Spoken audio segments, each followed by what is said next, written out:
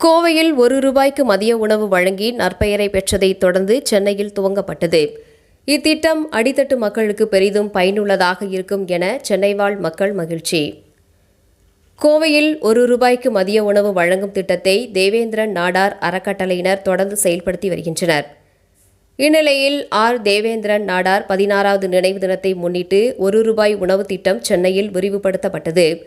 சென்னையில் நடைபெற்ற முதன்மை நிகழ்ச்சியில் தேவேந்திரன் நாடார் அறக்கட்டளையின் அறங்காவலர் அகிலேஷ்குமார் கலந்து கொண்டு மலர்களால் அலங்கரிக்கப்பட்ட தேவேந்திரன் நாடார் அவர்களின் உருவப்படத்திற்கு மலரஞ்சலி செலுத்தினார். அவரைத் தொடர்ந்து தேவேந்திரன் குரூப் ஆஃப் கம்பெனி நிறுவனங்களின் ஊழியர்களும் தங்களது மரியாதையை செலுத்தினர்.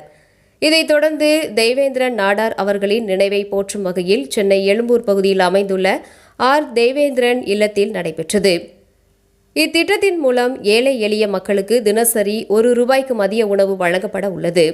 ₹1 உணவு திட்டம் அடித்தட்டு மக்களுக்கு பெரிதும் பயனுள்ளதாக அமையும் என சென்னை வாழ் மக்கள் தரப்பில் பாராட்டுகள் தெரிவிக்கப்பட்டு வருகின்றன.